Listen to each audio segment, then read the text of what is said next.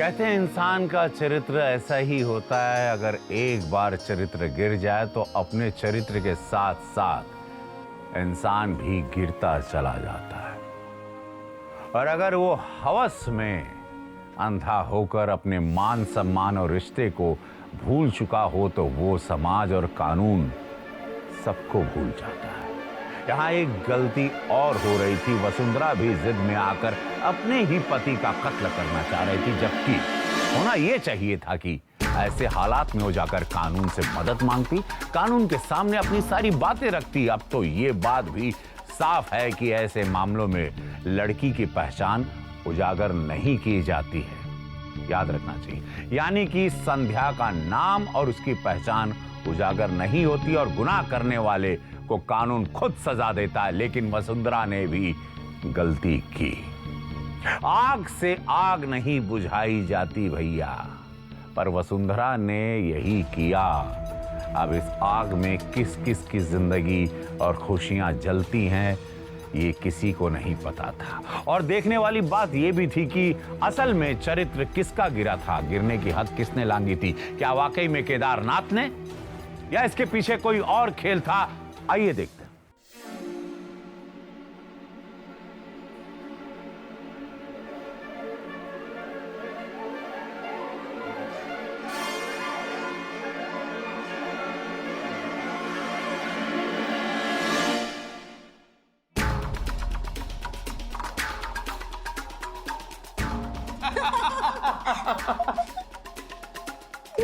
वाकई क्या खेल खेला है तुमने, मजा आ गया। तो क्या करती, मैं तुम्हारे बिना बिल्कुल भी नहीं रह सकती थी। इसलिए अच्छे से जानती थी कि मेरे पापा तुमसे शादी कभी नहीं करवाएंगे। और ये बात मैं तब समझ गई थी जब उन्होंने मुझे और तुम्हें एक साथ बाइक पे देखा था।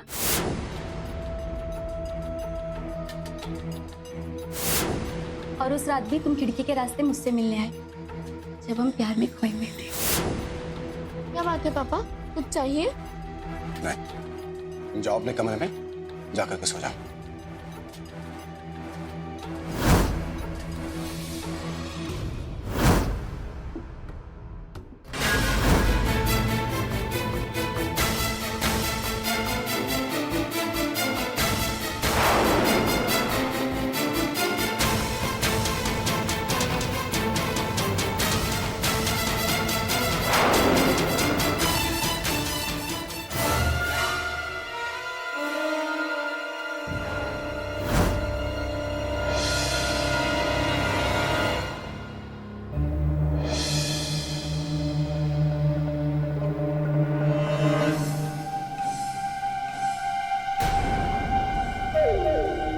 संध्या, तुमने उस आवारा अजीत को अपने कमरे में बुलाया?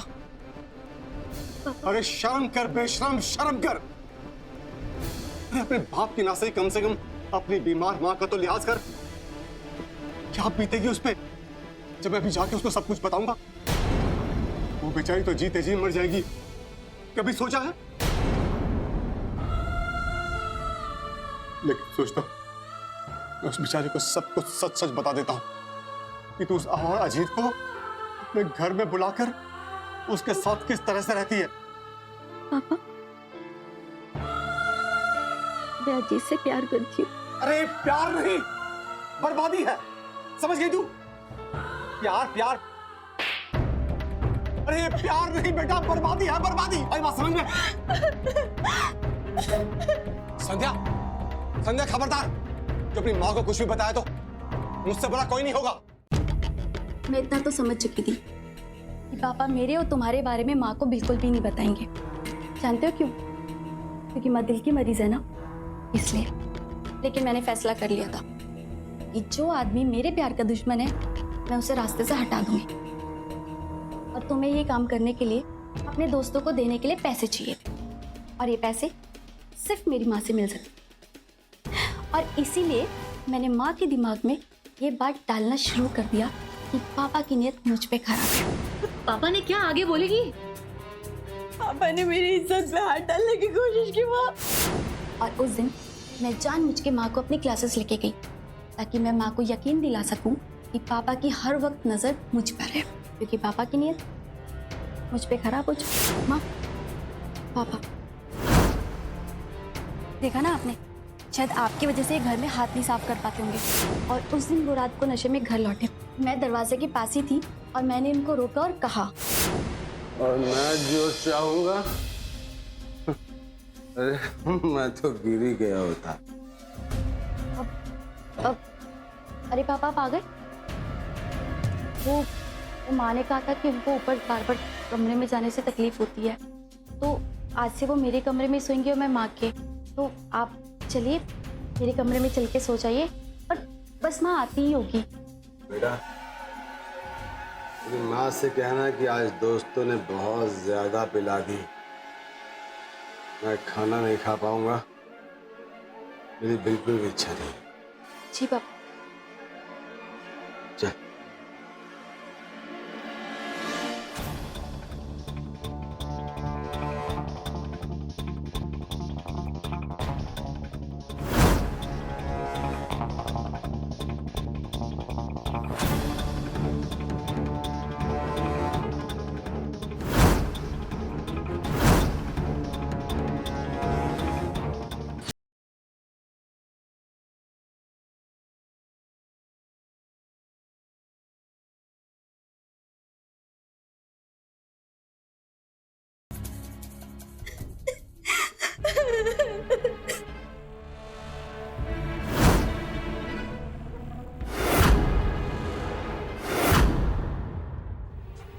माँ, माँ, जी क्या हुआ बेटा? पापा दीदी के कमरे में। संध्या, और फिर मेरी शादी टूट गई। अगर मेरी शादी नहीं टूटती ना तो मैं खुद तोड़ देती। देखिए, मेरी एक छोटी सी दुकान है किराने की। आज जो कुछ भी मैंने बनाया है सब वहीं से बनाया। मेरी बेटी संध्या। बैठो बेटा। आओ।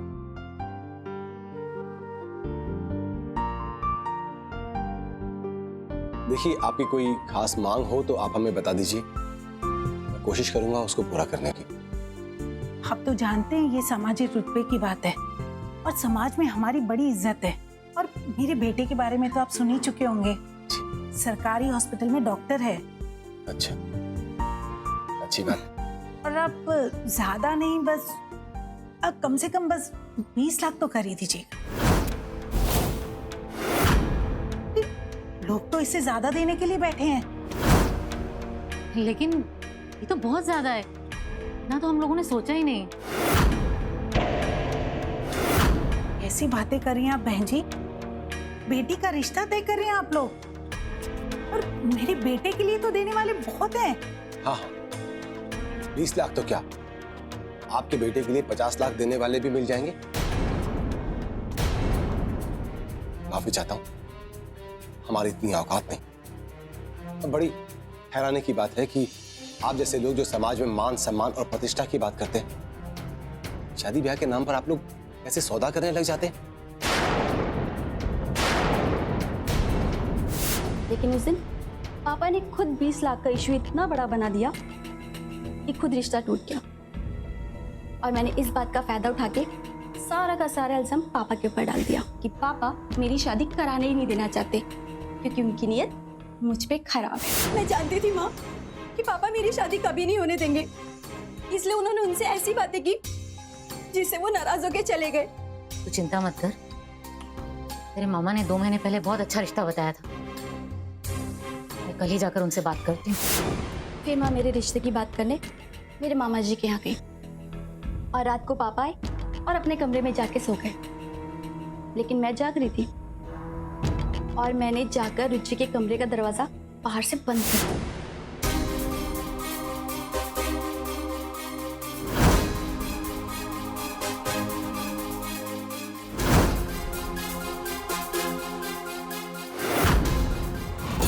क्योंकि मैं अच्छे से जानती थी कि रुचि माँ को फोन करके ये बात जरूर बताएगी। और उस रात माँ घर पे नहीं थी और मेरा खेल और भी आसान था।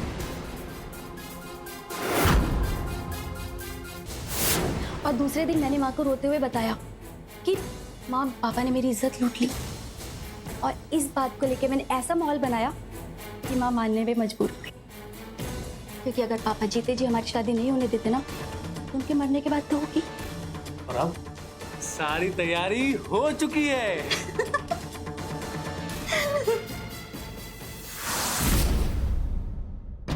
वसुंधरा, क्या सोच रही हो? नहीं, कुछ भी नहीं। मैं 2 दिन से देख रहा हूं तुम कुछ ज्यादा ही चिंता कर रही हो। लगता है संध्या की शादी को लेकर तुम ज्यादा ही चिंतित हो रही हो। देखो, उसकी जिंदगी कैसे संवारनी है ये तो मुझ पे छोड़ दो, ठीक है? लो, अभी दवा खा लो। लो, मैं हूं ना, मैं सब ठीक कर दूंगा। मैं शुक्रवार को रुचि को लेकर भैया के घर जा रही हूँ। ठीक है, मैंने कहा मना किया, लेकिन संध्या तो घर पे रहेगी ना?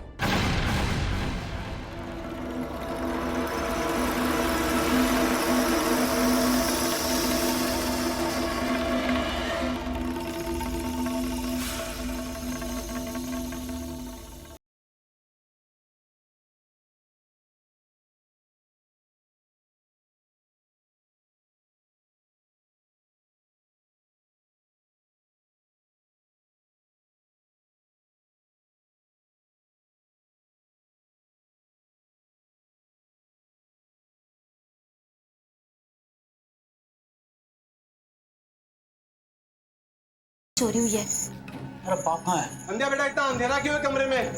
संध्या, अजीत, तेरी ये हिम्मत कि तू मेरी बेटी के कमरे में घुसा है?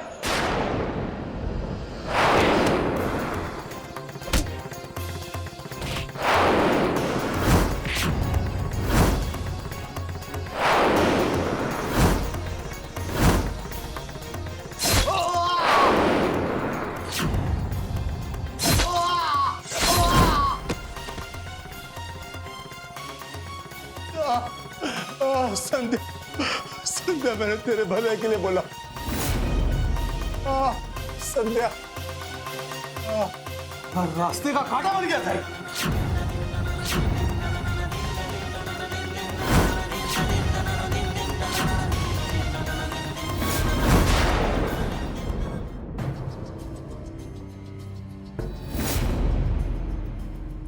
मैं तो रुचि के साथ अपने भाई के घर गई हुई थी। मुझे क्या पता था कि मेरे घर में इतना बड़ा हादसा हो जाएगा। चोर घर के अंदर घुसे और उन्होंने संध्या को उसके कमरे में बंद कर दिया।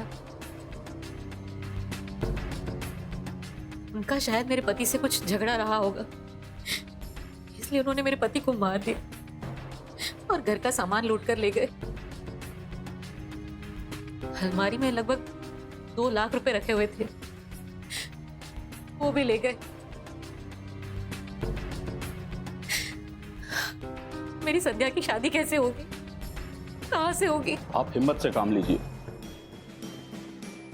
वो जो कोई भी हैं, हम उन्हें जल्दी ही गिरफ्तार कर लेंगे। क्या आपने उन तीनों को देखा था? नहीं सर, सर मैं अपने कमरे में थी। मैंने एक आहट सुनी और मैं अपने कमरे से बाहर आई। मैं बाहर आके देखा कि 3 आदमी जिनके मुंह पे कपड़ा बंधा हुआ था।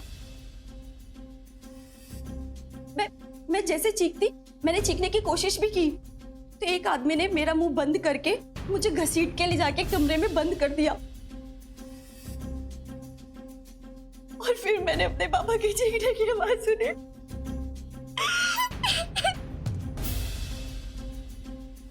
अगर हम उन तीनों को आपके सामने लाएंगे तो क्या आप उन्हें पहचान सकती हैं?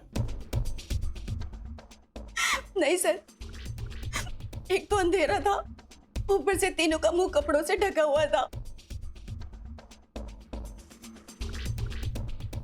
ठीक है, आप लोग भरोसा रखिए, हम उन्हें बहुत जल्द ही गिरफ्तार कर लेंगे।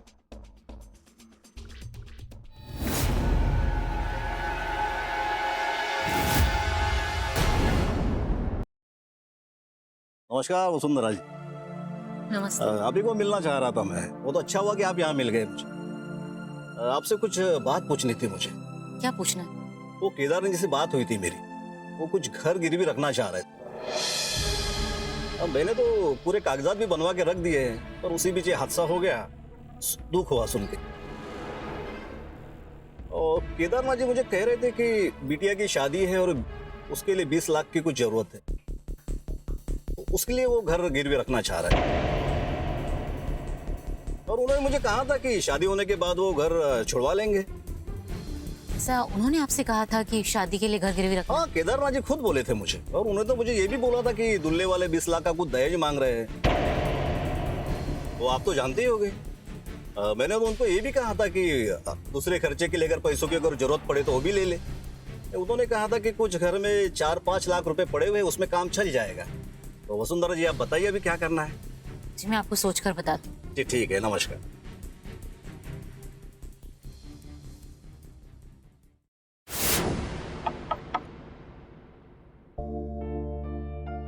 नमस्ते। आप यहाँ कैसे? जी आपसे कुछ बात करना था। जी आइए आइए। शायद आपको पता होगा। राम प्रसाद जी नमस्कार, मैं केदारनाथ बात कर रहा हूँ। देखिए, उस दिन मैंने आपको भला बुरा कह दिया था। मैं तो भूल ही गया था कि मैं एक बेटी का बाप। देखिए, जाने अनजाने में गलती हो जाती है, और मेरे लिए तो सबसे अच्छी बात यह है कि ये रिश्ता मेरी पत्नी और मेरी बेटी दोनों को बहुत पसंद है। देखिए राम प्रसाद जी, मुझे आपकी सारी शर्तें मंजूर है। मैं आपको 20 लाख रुपए देने के लिए भी तैयार हूं। बस आप इस रिश्ते के लिए हाँ कर दीजिए। मैं आपसे हाथ जोड़कर प्रार्थना करता हूं। अब केदारनाथ जी तो रहे नहीं, रिश्ते की बात आगे बढ़ानी है या नहीं, फैसला आपको करना है। आपका जो भी फैसला है बता दीजिएगा। नमस्ते।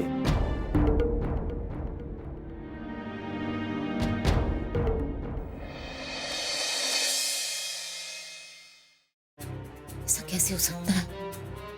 इनकी नजर संध्या पर थी तो ये 20 लाख रुपए देकर उसके रिश्ते के बारे में क्यों बात करते? और एक घर गिरवी रखकर उसकी शादी क्यों करवाना चाहते?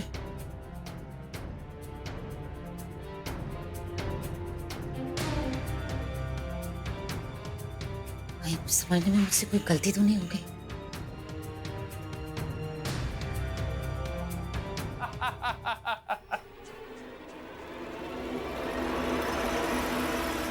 अब तो इस बात का डर भी नहीं रहा कि तुम्हारा बाप आ जाएगा।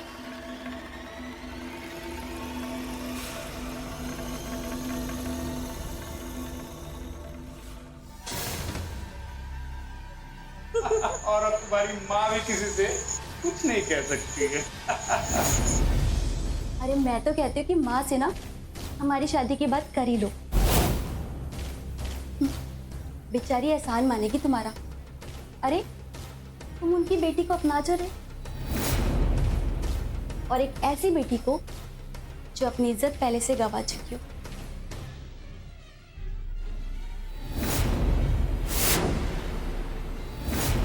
ये क्या पता, ये सारा खेल तो तुम्हारा है। कैसी औरत है यार वो, इतने सालों तक अपने पति के साथ रही और वो अपने पति को समझ ही नहीं पाई। तुमने बोला कि तुम्हारे पापा ने तुम्हारी इज्जत लूटी है और उसने मान भी लिया। ये ऐसा तो नहीं वो सच में ऐसा कुछ किया तुम्हारे साथ? अरे नहीं, पापा तो मुझे सच में अपनी बेटी मानते थे। जानते हो, इसी वजह से वो ना तुमसे मेरी शादी कभी नहीं कराते, और वो माँ को भी कभी नहीं बताते। माँ बेचारी दिल की मरीज जो। और इसीलिए मेरा प्लान सक्सेस हो गया।